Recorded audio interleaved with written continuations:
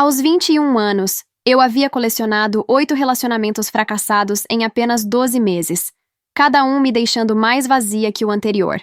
Mas o que descobri naquele domingo mudaria não apenas minha vida, mas transformaria uma história de dor em um testemunho que hoje alcança milhares de pessoas. História baseada em fatos reais. Alguns fatos, nomes e lugares foram alterados para preservar a privacidade dos envolvidos. Se você está assistindo isso agora, talvez esteja passando pela mesma sede de amor que eu sentia. Deixe um coração nos comentários se isso faz sentido para você, porque o que vou contar pode ser exatamente o que sua alma precisa ouvir. Minha história começou numa casa pequena nos subúrbios, onde o silêncio era mais assustador que os gritos. Eu tinha apenas 7 anos quando aprendi que o amor podia machucar. Todas as noites, o barulho da chave girando na fechadura me fazia correr para debaixo das cobertas, porque sabia que papai estava chegando. O cheiro azedo de bebida alcoólica sempre anunciava sua chegada antes mesmo de eu vê-lo. Mamãe, Isabel, tinha olhos que já não brilhavam mais. Ela passava as manhãs escondendo roxos no rosto com base de maquiagem barata, que nunca combinava com seu tom de pele. Eu ficava sentada na beirada da cama, balançando as perninhas, observando ela tentar apagar as marcas da noite anterior. Suas mãos tremiam quando segurava o pincel, e às vezes uma lágrima escapava, borrando tudo que havia tentado esconder. Roberto, meu pai, era um homem grande com punhos ainda maiores. Quando bebia, sua voz ficava pastosa, e seus olhos se tornavam 2 buracos negros sem alma. A casa inteira parecia encolher quando ele estava presente. As paredes finas não conseguiam abafar os sons, o barulho de objetos sendo quebrados, os gritos dele ecoando pelos cômodos, o choro silencioso de mamãe que ela tentava esconder de mim. Mas o que mais me machucava não eram os gritos.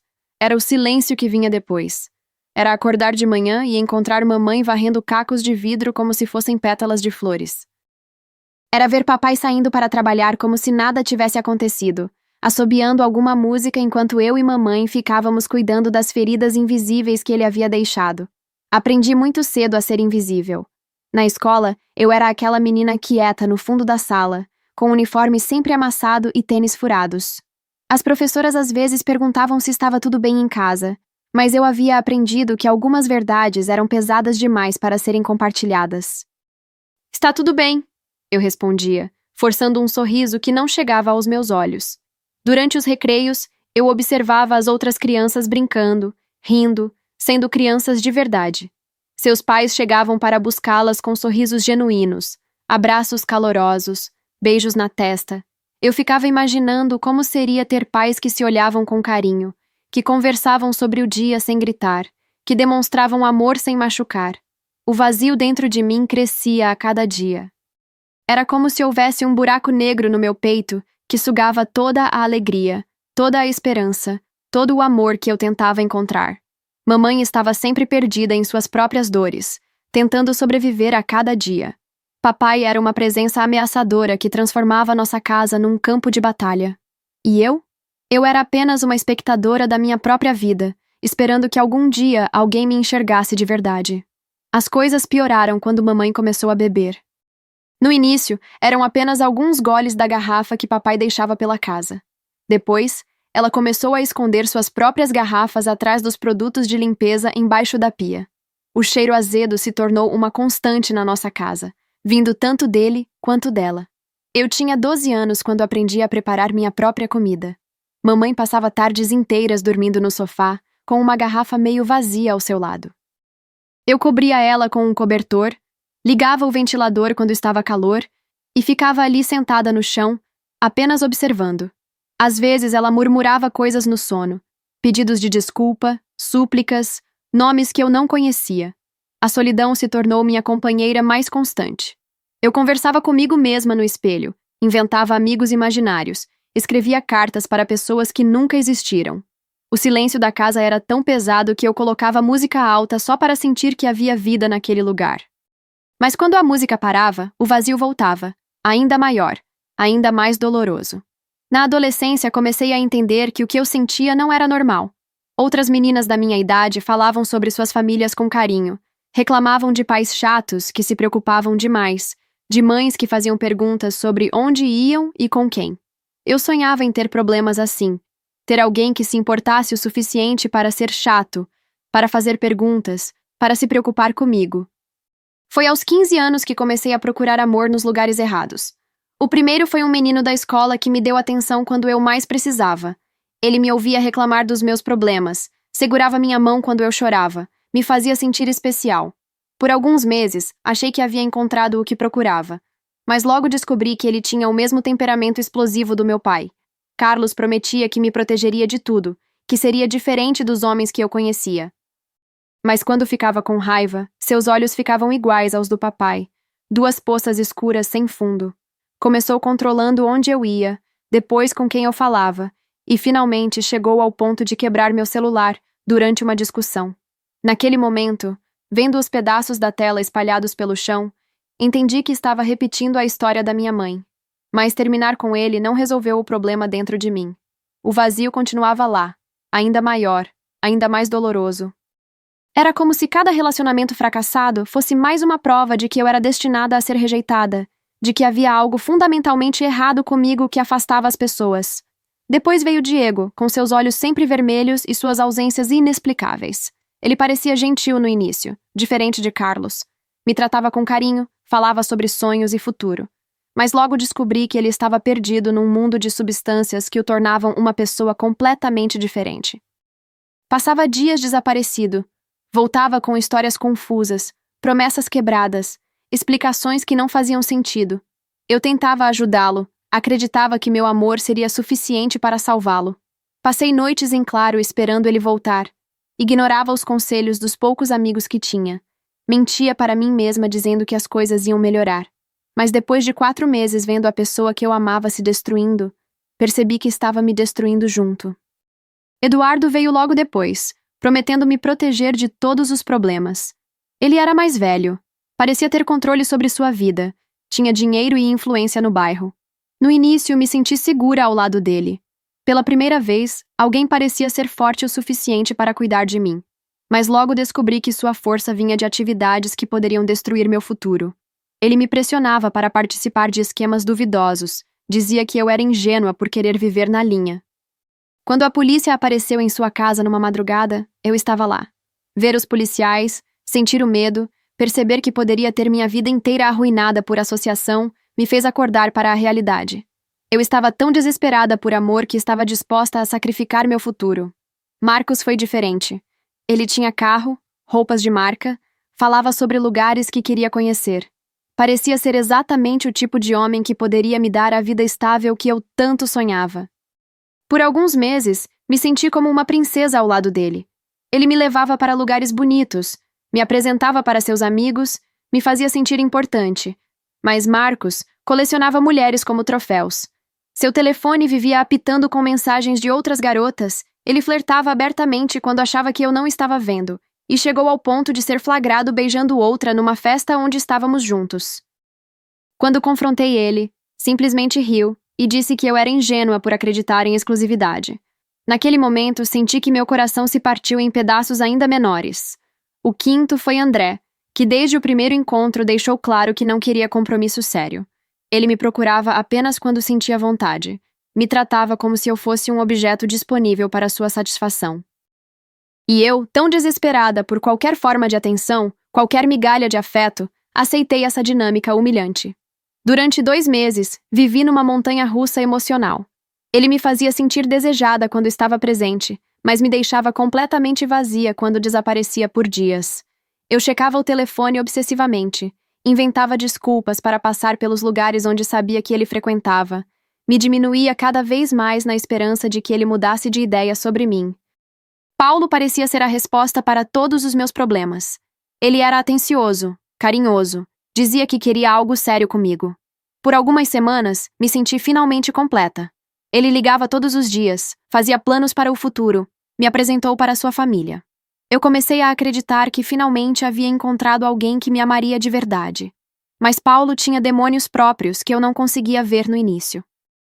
Ele começou questionando meus amigos, depois controlando onde eu ia, e finalmente chegou ao ponto de ameaçar pessoas que se aproximavam de mim. O que eu achava que era proteção era, na verdade, prisão. O que eu pensava que era amor era obsessão doentia. Rodrigo foi o 7º. Outro jovem que parecia ter potencial, mas estava perdido em vícios. Desta vez, não eram substâncias, mas jogos e apostas que consumiam sua vida. Ele prometia que ia parar, que eu era mais importante que qualquer jogo, que íamos construir algo bonito juntos. Mas todo o dinheiro que conseguia ia para apostas online e cassinos. Eu me via emprestando dinheiro constantemente, acreditando em suas promessas de mudança, ignorando todos os sinais vermelhos que piscavam na minha frente. O relacionamento terminou da pior forma possível, quando descobri que ele havia roubado dinheiro da minha bolsa para apostar. Naquele momento, percebi que eu estava me tornando cúmplice da própria destruição. Fernando foi o oitavo e último, aquele que eu tinha certeza que seria diferente. Ele era carinhoso, maduro, parecia realmente se importar comigo. Conversávamos por horas sobre tudo. Ele conhecia meus sonhos, minhas dores, minha história. Pela primeira vez, me senti verdadeiramente compreendida e amada. Durante 3 meses, vivi o que achava que era o amor verdadeiro. Ele falava sobre futuro, sobre planos que fazíamos juntos, sobre como éramos perfeitos um para o outro. Eu havia parado de procurar por sinais de problema, finalmente relaxado na certeza de que havia encontrado minha alma gêmea. A descoberta veio de forma brutal. Uma tarde, uma mulher me procurou no trabalho. Ela era elegante, bem vestida, tinha nos olhos uma mistura de dor e determinação. "Você conhece Fernando?" ela perguntou, mostrando uma foto dele no celular. Quando confirmei, ela respirou fundo e disse: "Ele é meu marido há 8 anos. Temos 2 filhos." O mundo desabou ao meu redor naquele momento. Toda a relação havia sido construída sobre mentiras. Eu era apenas uma aventura extraconjugal, um passatempo, uma distração da vida real dele. Todos os planos que fazíamos, todas as promessas, todos os "eu te amo", eram parte de uma encenação cruel, onde eu era a única que não sabia que estava representando. Aos 21 anos, depois de 8 relacionamentos em 12 meses, eu estava completamente quebrada. Cada homem havia levado um pedaço da minha alma, deixando apenas o vazio que crescia a cada decepção. Eu olhava no espelho e via uma estranha. Uma jovem com olheiras profundas, rosto magro demais, olhos sem brilho que refletiam apenas desilusão. A depressão se instalou como uma nuvem negra que seguia todos os meus passos. Eu acordava cansada, trabalhava no piloto automático, voltava para casa apenas para me trancar no quarto e chorar até adormecer. A comida não tinha sabor, as cores do mundo pareciam desbotadas, e a vida se tornou apenas uma sequência de dias vazios que eu precisava sobreviver. Comecei a questionar se eu valia alguma coisa, se havia algo tão errado comigo que atraía apenas pessoas problemáticas ou interesseiras. Se eu estava destinada a repetir a história da minha mãe, vivendo de migalhas de afeto, aceitando qualquer coisa que parecesse com amor, mesmo que viesse misturado com dor. As noites eram os piores momentos. Eu ficava acordada por horas, repassando cada relacionamento, tentando entender onde havia errado, o que poderia ter feito diferente. A insônia se tornou minha companheira constante, e quando finalmente conseguia dormir, sonhava com cenários onde eu era amada de verdade, para acordar ainda mais frustrada com a realidade. O vazio dentro de mim havia se tornado um abismo. Era como se houvesse um buraco negro no lugar onde deveria estar meu coração, sugando toda a esperança, toda a alegria, toda a possibilidade de felicidade. Eu caminhava pelas ruas olhando casais felizes e me perguntando se algum dia conheceria esse tipo de amor, se algum dia seria escolhida, valorizada, amada de verdade. Foi nesse momento de desespero total que algo inesperado aconteceu. Uma colega de trabalho chamada Beatriz começou a me observar com outros olhos. Diferente de todas as pessoas que eu conhecia, ela tinha algo nos olhos que eu não conseguia identificar. Uma paz, uma leveza, uma alegria genuína que contrastava completamente com o vazio que eu sentia. Mas o que ela me disse numa tarde mudaria o rumo da minha história para sempre, abrindo uma porta que eu nem sabia que existia. O que descobri naquele momento transformou não apenas minha vida, mas me fez entender que o vazio que eu sentia tinha um nome, e mais importante ainda, tinha uma solução que eu jamais poderia imaginar. Beatriz não era como as outras pessoas do escritório. Enquanto todos reclamavam das segundas-feiras, ela chegava com um sorriso genuíno. Quando as fofocas começavam na hora do café, ela mudava de assunto com uma gentileza que desarmava qualquer clima pesado. Havia algo diferente nela. Uma luz nos olhos que eu não conseguia entender, mas que me atraía como uma mariposa perdida na escuridão. Durante semanas, ela me observou chegando ao trabalho com os olhos inchados de tanto chorar. Meu peso havia despencado visivelmente, minha roupa ficava folgada, e eu me isolava durante os intervalos, preferindo ficar sozinha com meus pensamentos sombrios. Era mais fácil assim. Não precisava fingir que estava bem. Não precisava inventar desculpas para explicar por que parecia um fantasma ambulante. Certa tarde de quinta-feira, quando eu estava sentada sozinha na mesa do refeitório, mexendo displicentemente na salada que não tinha vontade de comer, Beatriz se aproximou. Ela não perguntou se podia sentar, apenas puxou a cadeira com uma naturalidade que me pegou desprevenida. Por alguns minutos, ficamos em silêncio. Ela comendo seu sanduíche enquanto eu fingia estar interessada na comida. Marina, ela disse finalmente, sua voz carregada de uma ternura que me fez olhar para cima.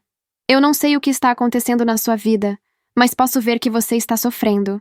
Suas palavras foram como uma chave que abriu a comporta das minhas emoções. De repente, todas as lágrimas que eu havia segurado durante o dia começaram a escorrer pelo meu rosto. Beatriz não disse nada. Apenas estendeu um lenço de papel e ficou ali, esperando. Sua presença era tão diferente de tudo que eu conhecia. Ela não tentava me consertar, não oferecia conselhos vazios, não fazia perguntas invasivas. Simplesmente estava presente, e isso era mais do que eu havia recebido de qualquer pessoa em muito tempo. Foi naquele momento que desabafei tudo. Contei sobre os 8 relacionamentos fracassados, sobre a família destruída, sobre o vazio que crescia dentro de mim a cada dia. Falei sobre como me sentia rejeitada, usada, incapaz de ser amada de verdade. As palavras saíam como uma enxurrada, misturadas com lágrimas, e uma dor tão profunda que doía fisicamente. Beatriz ouviu cada palavra sem julgamento. Quando terminei, ela ficou em silêncio por um momento, como se estivesse processando tudo que eu havia compartilhado.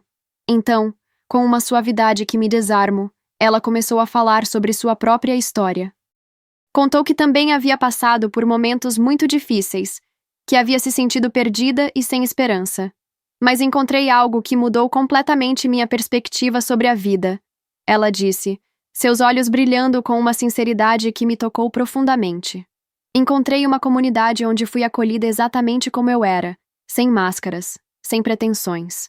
Um lugar onde descobri que existe um amor que nunca falha, que nunca decepciona. Ela falou sobre sua igreja, sobre como as pessoas lá a receberam nos seus piores dias e a ajudaram a se reconstruir. Não era pregação, não era tentativa de conversão, era apenas o testemunho genuíno de alguém que havia encontrado algo precioso e queria compartilhar. Com muito cuidado para não me pressionar, ela me convidou para conhecer aquele lugar num domingo.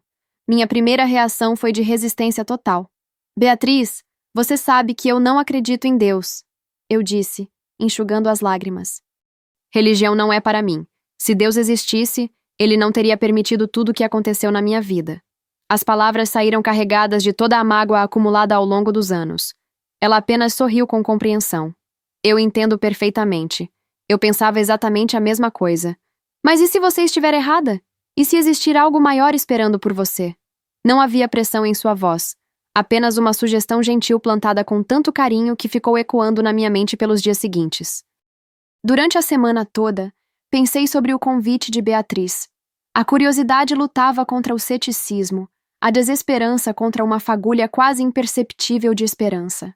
Eu estava tão cansada de tentar encontrar sentido na vida, tão exausta de buscar amor nos lugares errados, que comecei a considerar que talvez fosse hora de tentar algo completamente diferente. No sábado à noite, tive uma crise de pânico que me deixou acordada até às 4 da manhã. Era como se todas as dores dos últimos meses tivessem se condensado numa angústia insuportável. Eu sentia o peito apertado, o coração disparado, uma sensação de que algo terrível estava prestes a acontecer. Foi nesse momento de desespero total que me lembrei do convite de Beatriz. No domingo de manhã, acordei com uma determinação estranha. Era como se uma força invisível estivesse me empurrando para fora da cama, me vestindo, me preparando para algo que eu não compreendia completamente. Liguei para Beatriz e disse que queria ir com ela. Percebi o alívio e a alegria genuína em sua voz quando ela aceitou me buscar. Ela chegou pontualmente às 9 da manhã, dirigindo um carro simples, mas impecável. Durante o trajeto, conversamos sobre coisas triviais. O clima, o trânsito, os planos para a semana. Beatriz parecia entender que eu precisava desse tempo para me acalmar, para me preparar mentalmente para o que estava prestes a viver. A igreja era um prédio simples no centro da cidade, sem nada que chamasse muita atenção. Pessoas de diferentes idades caminhavam em direção à entrada, todas vestidas de forma casual, mas respeitosa.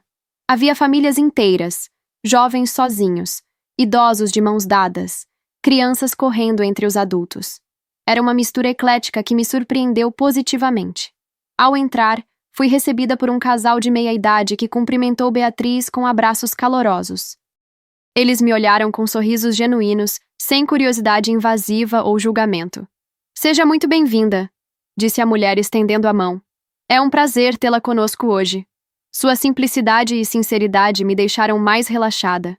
O ambiente interno era acolhedor sem ser ostensivo. Cadeiras organizadas em fileiras, um palco simples na frente, instrumentos musicais preparados para o que eu imaginava ser um momento de louvor. As paredes tinham algumas frases bíblicas escritas com letras bonitas, e havia uma cruz de madeira rústica que dominava a parede atrás do púlpito. Beatriz me guiou para um lugar no meio da igreja, nem muito na frente nem muito atrás. Enquanto nos acomodávamos, observei as pessoas ao redor. Havia uma atmosfera de paz que eu nunca havia experimentado antes.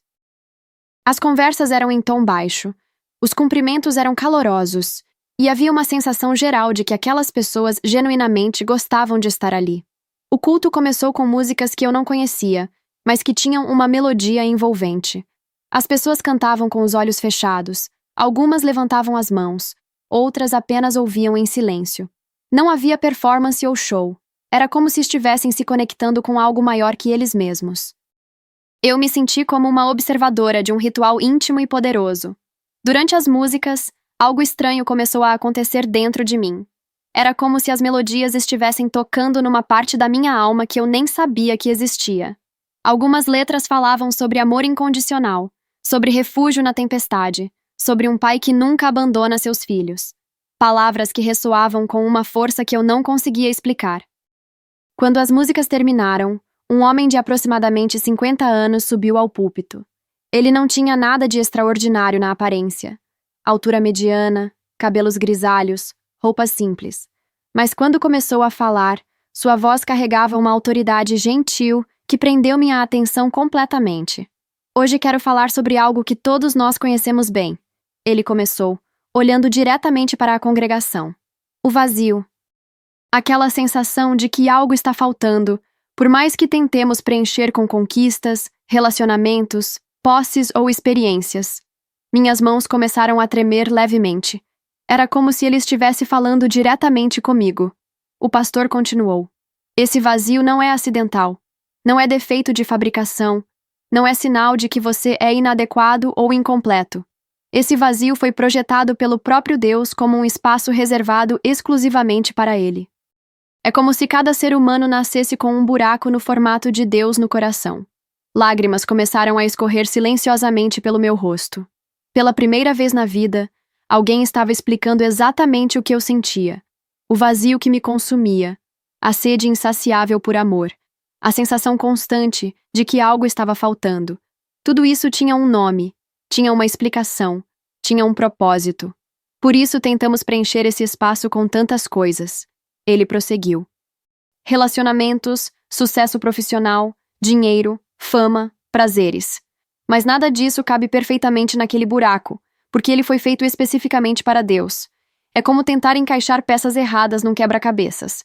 Por mais que forcemos, nunca fica completo. Eu me lembrei de cada relacionamento fracassado, de como esperava que cada homem preenchesse aquele vazio dentro de mim. De como me decepcionava quando percebia que nem mesmo o amor humano era capaz de curar aquela dor profunda. Agora entendia por que nada nunca foi suficiente.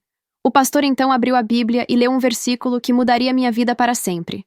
Porque Deus amou o mundo de tal maneira que deu o seu Filho unigênito, para que todo aquele que nele crê não pereça, mas tenha a vida eterna. João 3:16. As palavras pareciam flutuar no ar, carregadas de um peso e significado que eu nunca havia compreendido antes. Esse amor, ele explicou, não depende do seu desempenho. Não depende da sua beleza, da sua inteligência, dos seus erros ou acertos. Não depende de você ser perfeita ou de conseguir agradar a todos. Esse amor existe desde antes de você nascer e continuará existindo independentemente do que você faça ou deixe de fazer. Era como se alguém tivesse acendido uma luz num quarto escuro onde eu havia passado a vida toda. Toda a minha existência havia sido uma busca desesperada por um amor que não falhasse, que não decepcionasse, que não viesse com condições impossíveis de cumprir. E ali estava alguém me dizendo que esse amor não apenas existia, mas que estava disponível para mim. O pastor continuou falando sobre Jesus, sobre como ele havia deixado o céu para vir ao mundo demonstrar esse amor incondicional. Ele não veio para os perfeitos, para os que tinham suas vidas organizadas, disse. Ele veio especialmente para os quebrantados, para os feridos, para os que se sentem rejeitados e inadequados.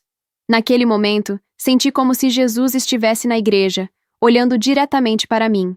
Não era uma visão ou algo místico. Era uma presença que eu podia sentir no mais profundo do meu ser. Era como se ele estivesse dizendo: Marina, eu te conheço. Conheço cada lágrima que você derramou, cada noite que passou em claro, cada vez que se sentiu rejeitada. E eu te amo exatamente como você é. Quando o pastor explicou que Jesus havia morrido na cruz para pagar o preço dos nossos erros e nos reconciliar com Deus, algo se quebrou dentro de mim. Não era apenas uma história histórica. Era uma demonstração de amor direcionada pessoalmente para mim. Alguém havia considerado minha vida tão valiosa que estava disposto a dar a própria vida para me salvar. Todas as vezes que você tentou encontrar amor nos lugares errados, o pastor disse, como se estivesse lendo meus pensamentos. Era porque seu coração sabia que esse amor existia, mas estava procurando na direção errada. Deus colocou essa sede em você para que um dia você o encontrasse. As lágrimas agora caíam livremente pelo meu rosto. Senti Beatriz colocar gentilmente a mão no meu ombro, um gesto de apoio silencioso que me deu força para continuar processando tudo o que estava ouvindo. Ao meu redor, outras pessoas também choravam, algumas sorriam, algumas fechavam os olhos em oração. Quando o pastor chegou ao final da mensagem, ele fez um convite. Se existe alguém aqui hoje que reconhece esse vazio em sua vida, que compreende que tem tentado preencher com as coisas erradas esse espaço reservado para Deus, eu convido você a dar um passo de fé. Venha até aqui na frente e entregue sua vida a Jesus. Meu coração disparou. Era como se houvesse uma batalha acontecendo dentro de mim. De um lado, todos os anos de dor, ceticismo e decepção. Do outro, uma esperança frágil mas persistente de que talvez, só talvez, eu tivesse finalmente encontrado o que sempre procurei. Senti minhas pernas tremerem quando me levantei. Não foi uma decisão racional ou calculada. Foi como se uma força invisível estivesse me puxando para a frente. Cada passo em direção ao altar parecia carregar o peso de toda a minha história, de todas as minhas feridas, de todos os meus sonhos quebrados. Quando cheguei na frente da igreja, outras pessoas também estavam lá. O pastor desceu do púlpito e se aproximou de cada um de nós com um sorriso paternal. Quando chegou até mim, segurou gentilmente minhas mãos e perguntou: Você gostaria de entregar sua vida a Jesus? Com a voz embargada, consegui apenas sussurrar: Sim. Ele então me guiou numa oração simples, mas que transformou completamente o rumo da minha existência. Senhor Jesus, eu reconheço que tenho tentado viver sem ti, e isso só trouxe vazio e dor para minha vida. Eu creio que tu morreu na cruz por mim e ressuscitou para me dar vida nova. Eu te peço perdão pelos meus erros e te entrego minha vida. Seja meu Salvador e meu Senhor. Amém. O momento em que terminei aquela oração foi como renascer. Senti uma paz que não conseguia explicar tomando conta de todo o meu ser. O peso que carregava nos ombros há anos simplesmente desapareceu. O vazio que me consumia foi instantaneamente preenchido por uma presença amorosa que eu sabia que nunca mais me abandonaria. Nos dias que se seguiram, experimentei algo completamente novo. Esperança genuína. Acordava de manhã com um propósito que não existia antes. As cores do mundo pareciam mais vívidas, a comida tinha sabor novamente, e pela primeira vez em muito tempo, sorri sem forçar. Beatriz me apresentou ao grupo de jovens da igreja, e foi como encontrar uma família que eu não sabia que existia. Eram pessoas da minha idade que haviam passado por diferentes tipos de dificuldades, mas que agora compartilhavam a mesma fé, a mesma esperança, o mesmo amor que eu havia descoberto. Comecei a participar dos estudos bíblicos semanais, onde aprendi sobre quem Deus realmente é e sobre seus planos para minha vida. Cada versículo que lia parecia ter sido escrito especificamente para minha situação. Descobri que eu era nova criatura em Cristo, que as coisas velhas já passaram e tudo se fez novo. A transformação não foi instantânea ou mágica. Ainda lutava contra inseguranças, ainda tinha momentos de dúvida, ainda precisava lidar com as consequências dos meus relacionamentos passados. Mas agora tinha ferramentas espirituais para enfrentar esses desafios. A oração se tornou minha comunicação direta com Deus e a leitura bíblica, meu alimento diário. Gradualmente comecei a entender meu verdadeiro valor. Não era determinado pelos homens que me rejeitaram ou usaram. Não dependia da aprovação de outras pessoas ou do meu desempenho em qualquer área. Meu valor estava no fato de ser filha do Rei do Universo, amada incondicionalmente pelo Criador de todas as coisas. Com o passar das semanas, me envolvi cada vez mais na comunidade da igreja. Comecei ajudando na limpeza, depois organizando materiais para os estudos e finalmente participando ativamente do Ministério de Jovens. Descobri que tinha um coração especial para meninas que passavam por situações similares às que eu havia vivido. A mudança em mim era visível para todos ao meu redor. No trabalho, colegas perguntavam qual era meu segredo, o que havia mudado em minha vida. Eu havia recuperado o peso, meus olhos voltaram a brilhar e uma alegria genuína havia substituído a tristeza constante que me acompanhava. 6 meses após minha conversão, o pastor me convidou para compartilhar meu testemunho durante um culto. Com o coração batendo forte, subi ao púlpito e contei minha história para uma igreja lotada. Falei sobre o vazio, sobre os relacionamentos fracassados, sobre a depressão, mas principalmente sobre como Jesus havia transformado tudo isso em propósito. Várias jovens se aproximaram de mim após o culto, contando histórias similares às minhas. Foi nesse momento que entendi por que Deus havia permitido que eu passasse por tudo aquilo. Não foi punição ou abandono. Foi preparação para um ministério que mudaria a vida de muitas outras meninas perdidas como eu havia sido. Desenvolvi um programa específico de acolhimento para jovens que vinham de relacionamentos abusivos.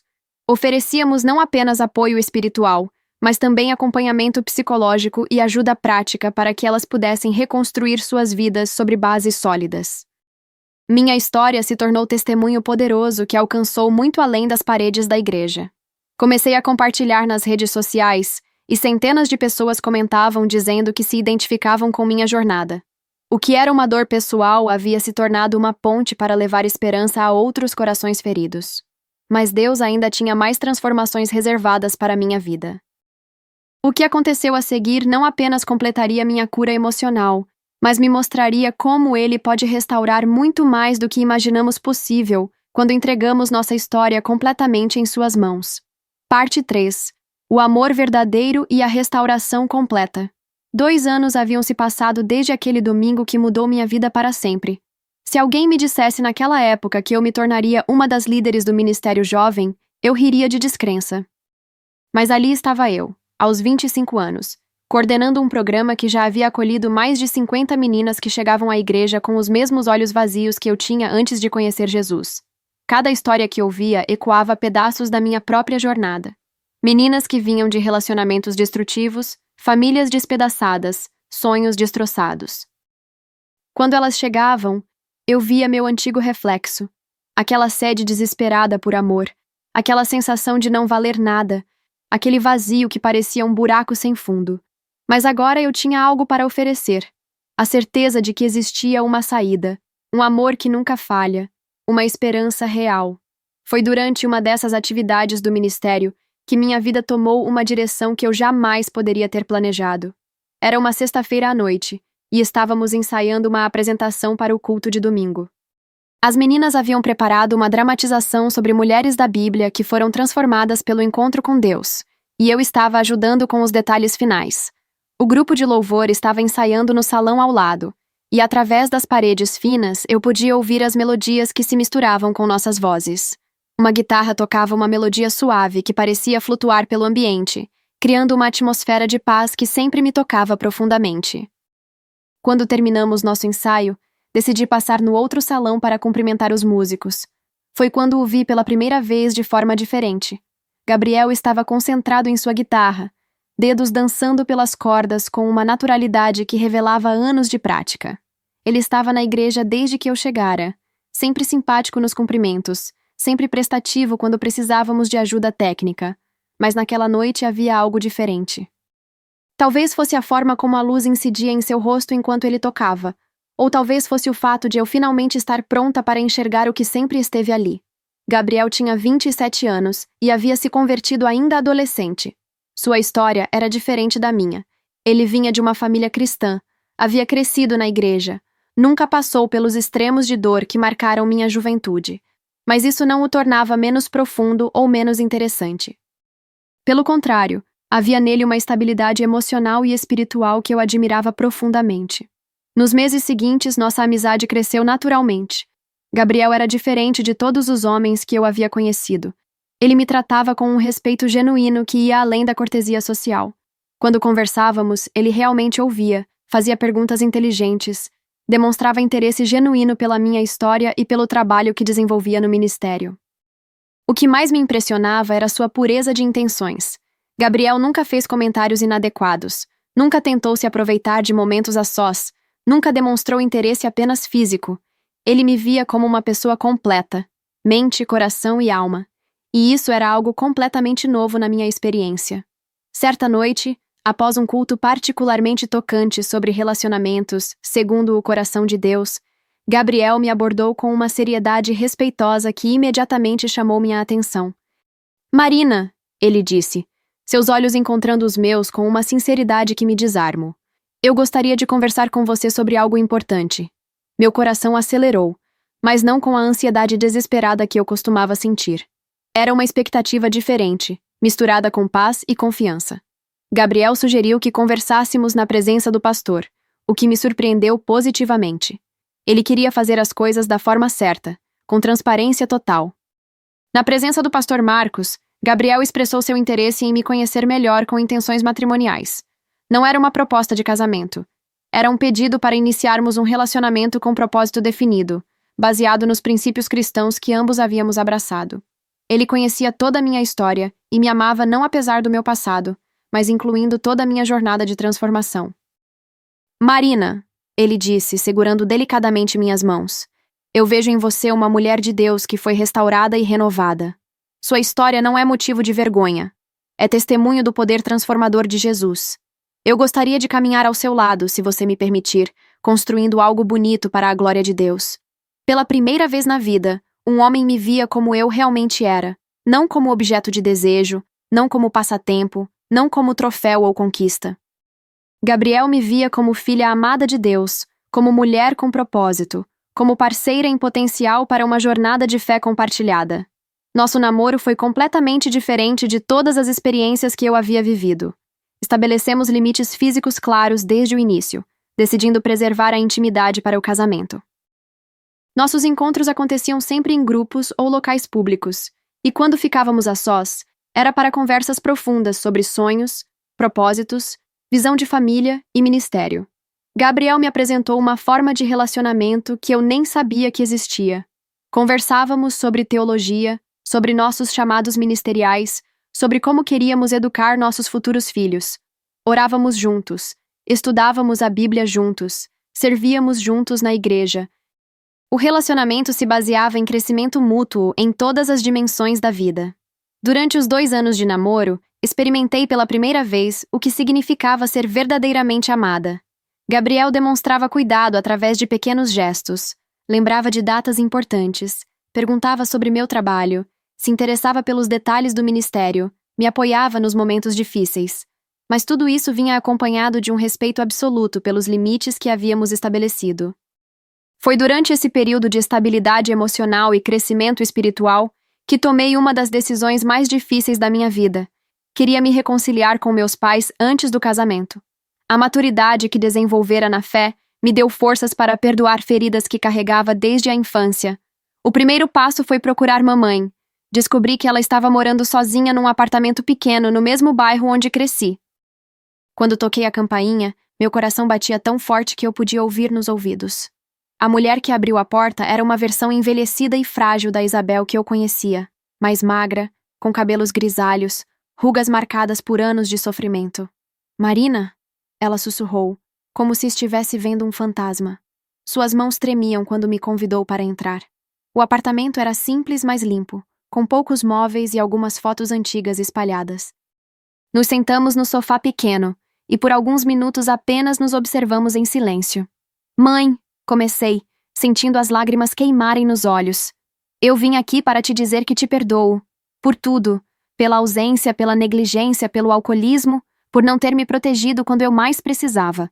Eu te perdoo e quero que você saiba que te amo. Isabel desabou em lágrimas. Anos de culpa e arrependimento vieram à tona numa enxurrada de pedidos de desculpa e explicações dolorosas.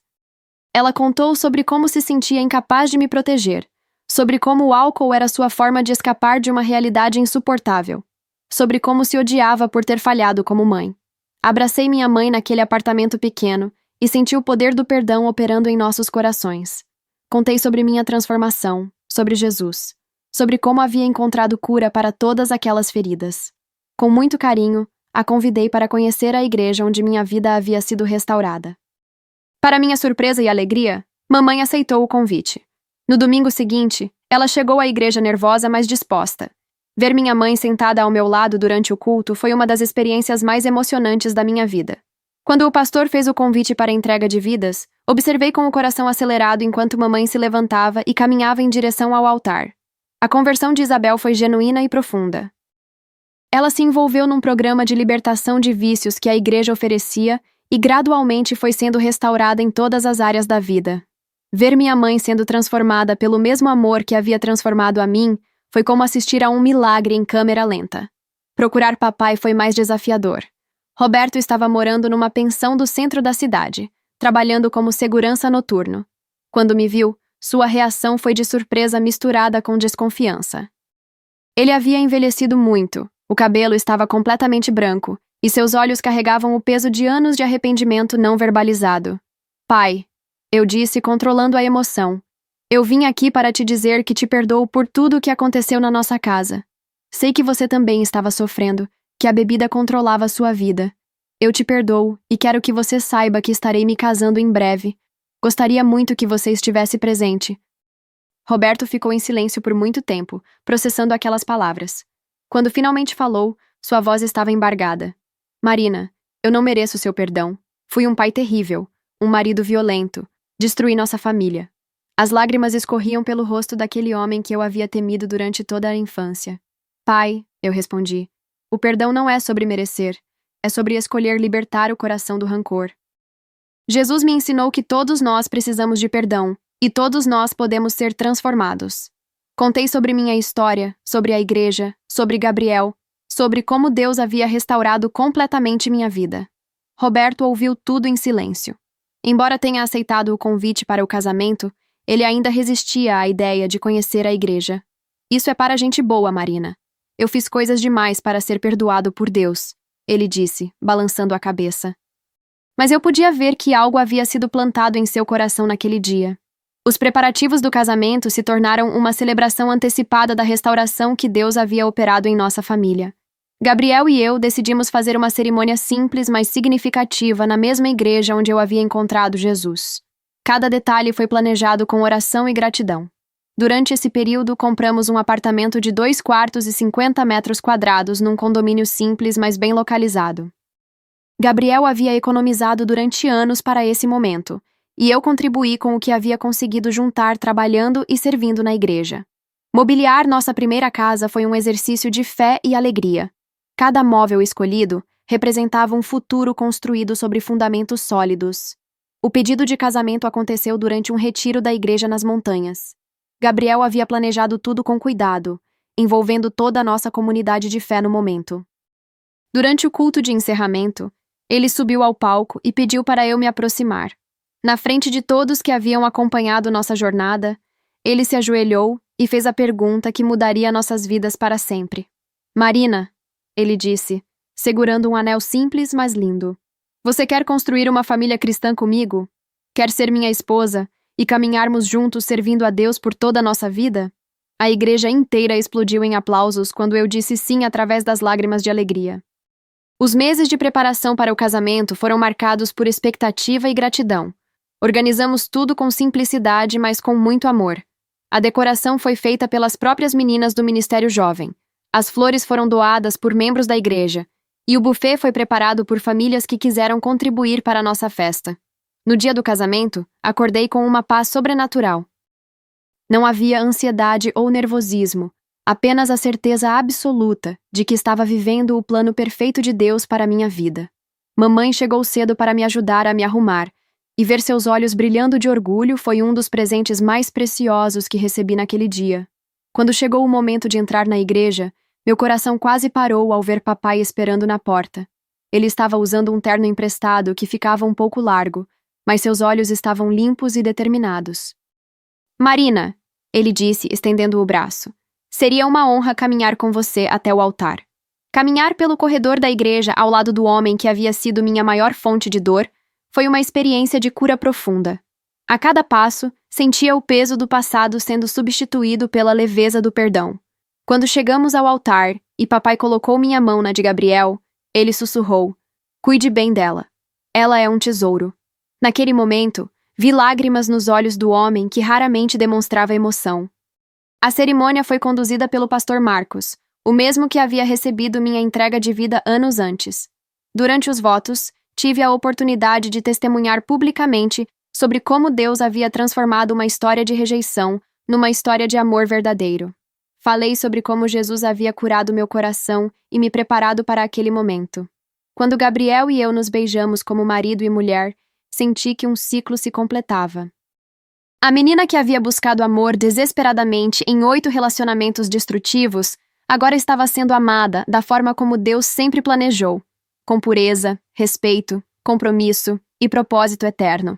A festa foi uma celebração de toda a nossa comunidade de fé. Pessoas que haviam acompanhado minha transformação desde o início estavam ali, testemunhando como Deus pode escrever finais bonitos nas histórias mais quebradas. Durante o jantar, vários membros da igreja compartilharam como nosso relacionamento havia sido inspiração para eles. Nossa lua de mel em Cancún foi a primeira viagem internacional da minha vida. Gabriel havia planejado tudo com carinho, escolhendo um resort que oferecia a privacidade que precisávamos para celebrar nossa união.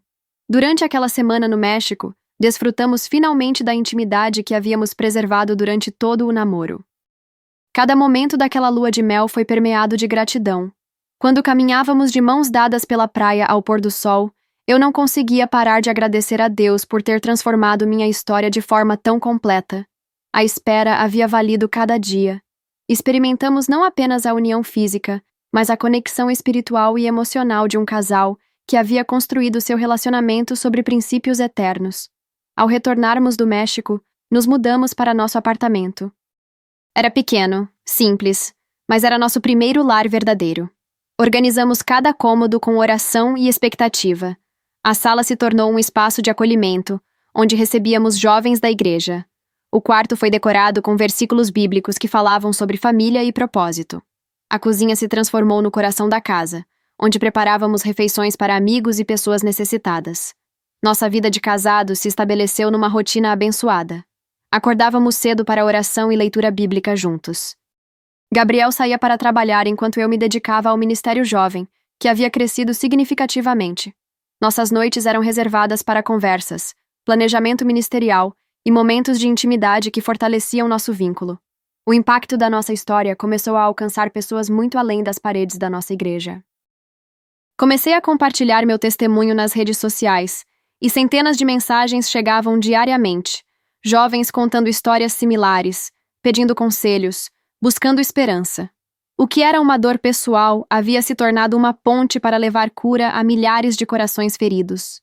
Desenvolvemos juntos um ministério voltado para a restauração de relacionamentos.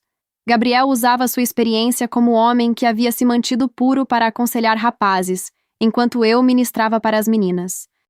Nossas próprias vidas se tornaram um exemplo vivo de que é possível construir relacionamentos saudáveis, segundo o coração de Deus. 1 ano após o casamento, algo extraordinário aconteceu. Roberto, que havia sido resistente à fé desde nosso primeiro encontro, apareceu na igreja numa manhã de domingo. Ele se sentou no fundo, observando tudo com curiosidade e ceticismo. Mas semana após semana, ele continuou voltando, sempre no mesmo lugar, sempre observando.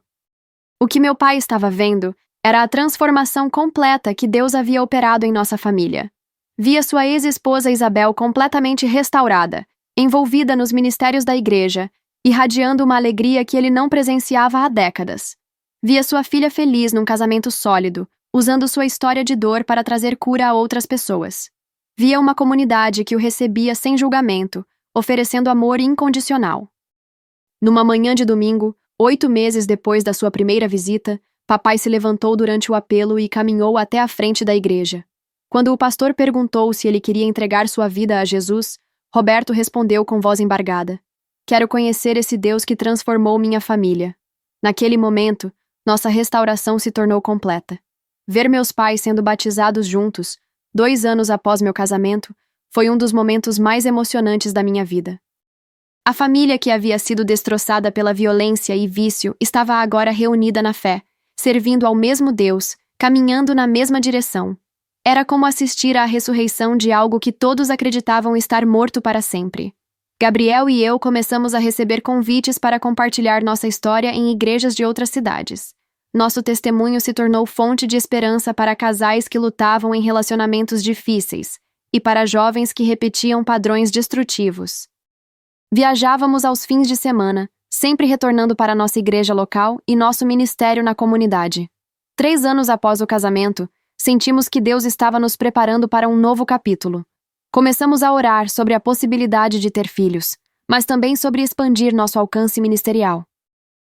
Recebemos uma proposta para escrever um livro contando nossa história, e começamos a considerar a criação de uma organização não governamental focada na restauração de famílias em situação de vulnerabilidade. Durante uma viagem ministerial para o interior, visitamos um orfanato onde tivemos contato com dezenas de crianças que haviam sido abandonadas ou retiradas de famílias disfuncionais. Ver aquelas crianças me fez lembrar da menina ferida que eu havia sido, e Gabriel e eu sentimos o coração de Deus pulsando por aquelas vidas. Foi naquele orfanato que compreendemos a dimensão completa do propósito de Deus para nossa história. Não era apenas sobre nossa própria cura ou felicidade.